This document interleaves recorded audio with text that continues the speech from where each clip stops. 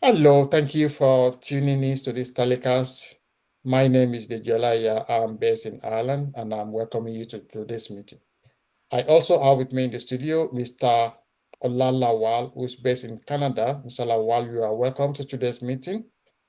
Thank you for having me and good day to all our viewers. I also have Mr. Ademola Adisa, who is based in the United Kingdom. Mr. Adisa, you are welcome. Oh, thank you. It's nice to be here. I want to say a big thank you to all our new subscribers. Thank you for subscribing. And if you're one of our viewers and you've never subscribed, please hit that button.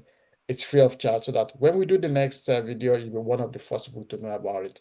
Without wasting your time, we're going to go straight into business. Today, we are going to talk about the return of Fubara.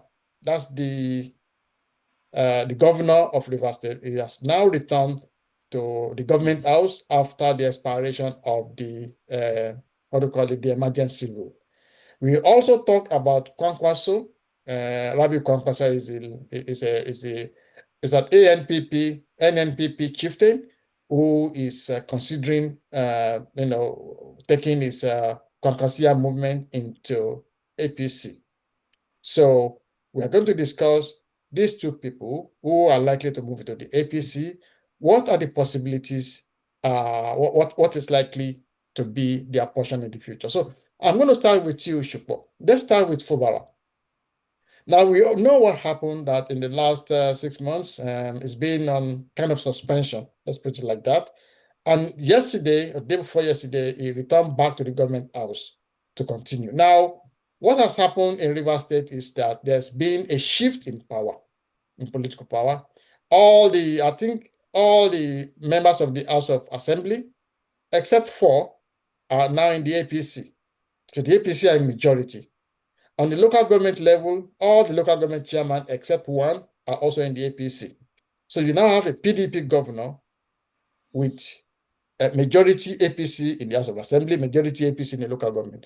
So, and we know that his godfather, the man who made it possible for him to be governor, Nyesom Wike, who is a minister for the Federal Capital Territory, also has one leg in APC. He's seen as somebody who's actually working for President Bola Ahmed Tinubu. So, should Fubara at this point cross over to APC himself to secure his future? And if he does that, do you think that is enough for for President Bola Ahmed Tinubu to secure the entire River State? And would that all go well for Fubara himself? What do you think? Yeah, thank you very much. I think I personally see Sim Fubara as a different type of a politician. He comes across as someone who is more of a practitioner. He was very close to Wike, and through that he became the governor of River State. But I don't see him as somebody who would end up being a lifetime politician. I think for me, Fubara is someone who will serve his people and likely, after his term as governor, will probably, move on, to do something, some business or something, that will keep, him employed and, will help him achieve and accomplish, whatever it is that he wants to accomplish. Now, we have to look at it from the optics of, with what is on the ground in River State now, does the APC really need Fubara? I think the answer to that question is no. As you've elaborated, majority of other elected officials within River State are already in the APC. So, I don't think APC as a party needs the governor, to be able to capture, the state in the next presidential elections. I think is number one. I think also if you look at it in another perspective, we already have a model. We have Wike. Wike didn't leave the PDP. Wike is still a staunch member of the PDP, but we all know where his allegiance lies. Now, we can make all kinds of calculations as to what the effect of that will be on his own political future, because every political party, let's be frank, there is a pecking order. And if you are crossing over from one party into a new party, certain things have to align, for people to get into that pecking order. So I don't think there is something that the APC will gain that it doesn't already have by bringing Fubara in. And I don't think there's anything that Fubara will lose either, by defecting to the, or will gain by, coming into the APC. I think if he's just neutral, serves his term as governor, and moves on, that will be the end of it. So for me, I think as long as each party plays within the framework of whatever agreement that they have, I think Fubara will serve his term as governor. I think President Bola Ahmed Tinubu is one person that I know that does honor agreements, and that will be the end of it. Thank you very much. So, Demola, let me come to you. So, does Fubara need APC, or does APC need Fubara, or do they both need each other? Can Fubara win a second term as being in a PDP? Does he need to cross to APC to win a second? So, look at the scenario. What are the possibilities? Who needs who, and who should be relying on who? Okay, thank you so much.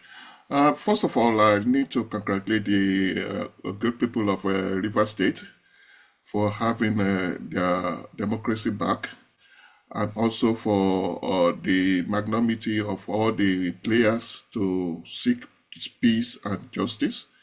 And I wish them the best of luck. Having said that, I think the truth is not very open to Fubara. Fubara knew that he's been there as a governor, not by his might, not by his wit, but by the grace of Wike and God.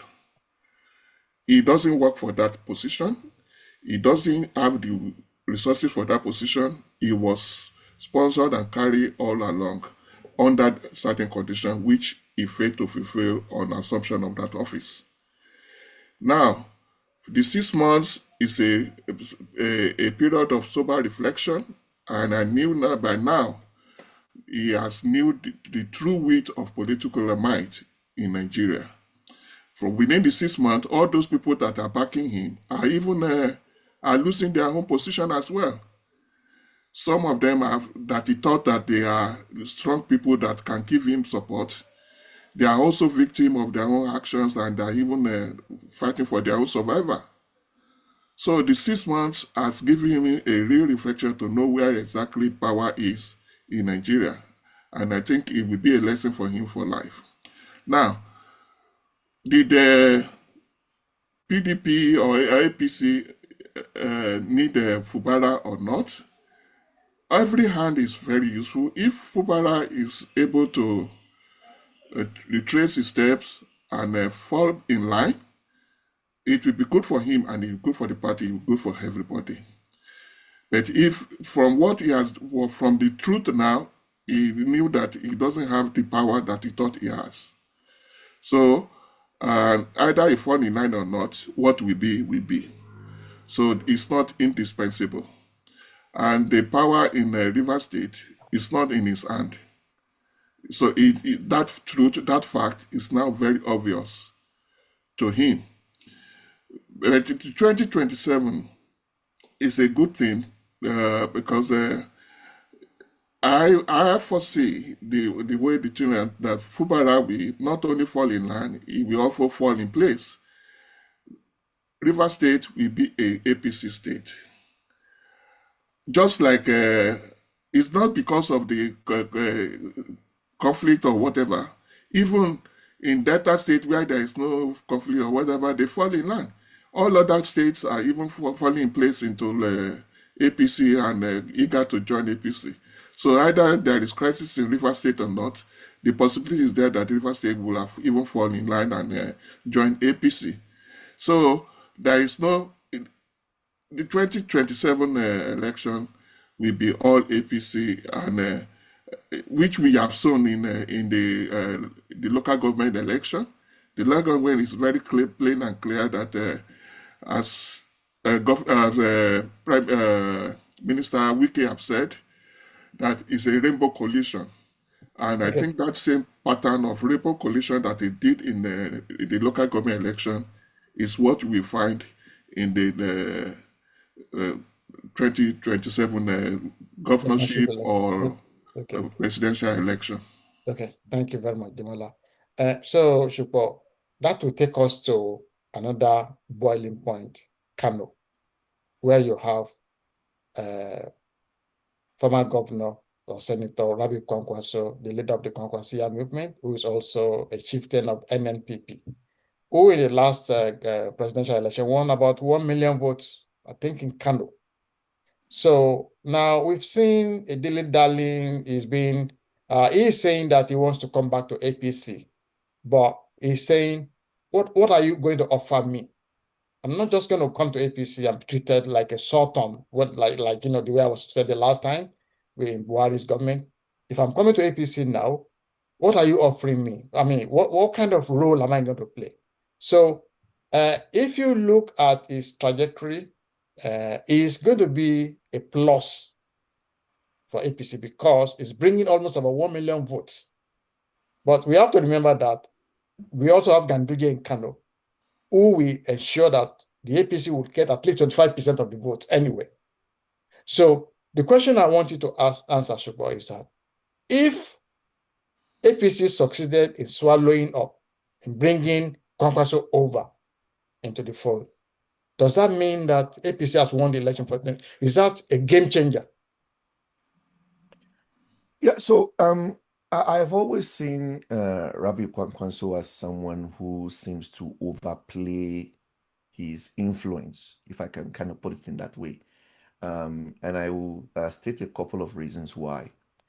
First of all, I think to give him credit, he did record certain notable achievements in his two non-consecutive terms as governor of Kano State. I think when he was governor, there was an increase in primary school enrollment. I think the numbers were from about 1.1 million to about 3.6 million in 4 years during his second term. And he was able to achieve that due to the building of over 250 new primary schools and, programs like free uniforms, free feeding that actually encouraged, people to send their kids to school. He also recorded a 96% increase in girl-to-girl enrollment in basic education within that same period. Now, I can count a couple of other things that he has done. But what I see is his influence does not go beyond Kano. How do I know that? Well, look at the results from the 2023 presidential elections. Outside of Kano, he was not able to perform or contest, very well in any of the other states or regions. So I see him as a candidate whose appeal is only within the Kano state and probably, neighboring states at the most. And if you're looking at the presidential election, I know Kano is probably one of those big states that you want to look at when you look at Lagos State, Rivers State, Kano. But beyond that, it does not have a nationwide appeal. I mean, I watched several of his interviews where he was claiming that he was going to win in Kano, and I just laughed at that. Like, Kwankwaso is not going to win in Kano. In Lagos, and he didn't. So I don't see him as somebody who has a nationwide appeal, and that limits the ability to negotiate for anything. Probably much more than being a grassroots organizer for a party like APC. That is the only thing APC is going to benefit from Kwankwaso coming over. He's not going to give them anything much more than that. And I think that's the first thing. The second thing is, if you look at his accomplishments are very much in line with that of Governor Zulu, Borno State. These are governors that have, or at least have demonstrated the ability to implement programs, to spend money, spend expenditure that has been generated and handed over to them from the South. So, when you are getting on the national stage, your appeal has to go beyond that. You have to be able to bring, your ability to create industries, create employment, generate revenue, and implement programs that will cut across the fabric of the nation. If you look at all of the big players today, they've been able to do that. Rabiu Kwankwaso has not been able to do that. In fact, he has kind of branded himself as more of a northern elite. That, you can't eat your cake and have it. You are either a national figure when it comes to these arrangements, or you brand yourself regionally. And I think Rabiu Kwankwaso, unfortunately, is seen more as kind of a Kano elite who It's can like probably another deliver Kano. politician. Yeah, but beyond that, he's not going to offer anything to the APC that the APC does not already have. So with that, I don't think he's going to get anything much more than what he has been offered. And if I were him, I will take it, and kind of move on, and probably look at other roles that he can play as, in the north. Okay. Thank you, Shupo. So like Demola. So when you look at Nigeria's political calculations, there are three important states. There's Lagos, there's Rivers, there's Kano. Right now, Lagos is the base of President Bola Ahmed Tinubu. He has captured it. Rivers State is now in the APC column. At least with Wike there, with the local government chairman out there. So they've captured Rivers State. The only place left, if they can capture Kano, is a game changer. Nobody else can win any election any presidential election in Nigeria without Lagos or Rivers or Kano, those three states. So Kwankwaso will be a kind of game changer. What should Tinubu or the APC offer him to make him crossover? Yeah. What can the APC offer him? I don't know what exactly is his interest and what is asking, because from the grapevine, what I believe that they have already succumbed to most of his offer, and he was still playing dinging-dangling about the whole thing. As Ola said, like, what are these offers? Can you intimate the viewers? What are these offers?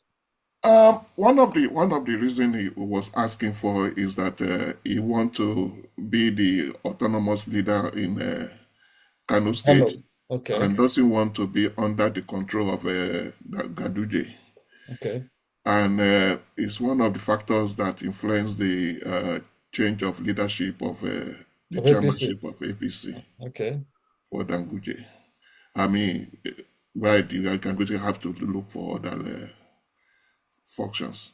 So, and for APC to go that far and sacrifice Danguje for him, and for him to still be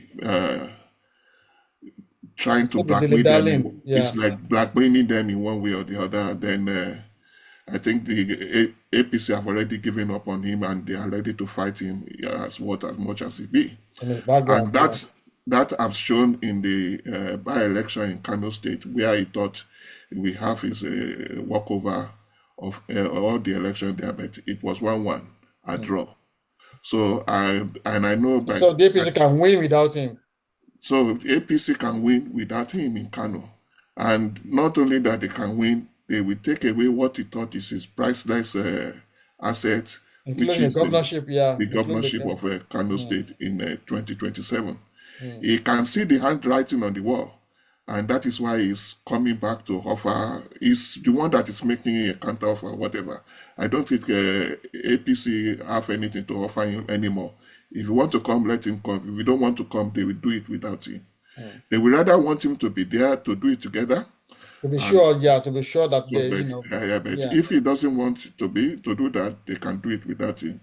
At the same time, I know he want to have his cake. I mean, eat his cake at the same time have it. He want to have the control of the Kwankwaso group, and not losing his influence in Kwankwaso. Because if you have to join the APC, we have to take the group along with him.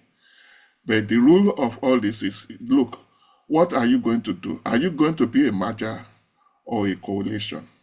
If it's just a coalition for the purpose of election, then you can say, okay, we will cooperate with you deliver the presidency, but let us keep our governor, let us work together in that way. Then they can form that type of coalition.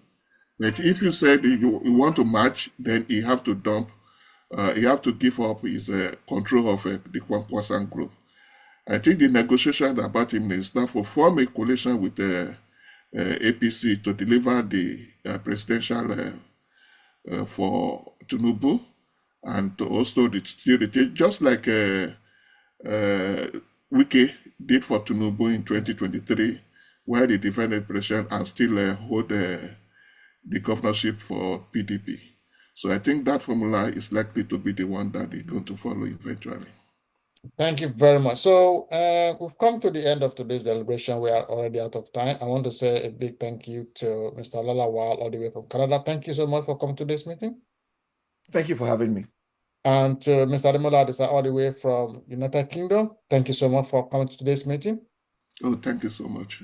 And to all our viewers again, please, we want to see your comments. We want you to subscribe. If you have not yet subscribed, please share this video so that other people can also listen to it. And we'll see you again next week, Sunday. God bless you and goodbye.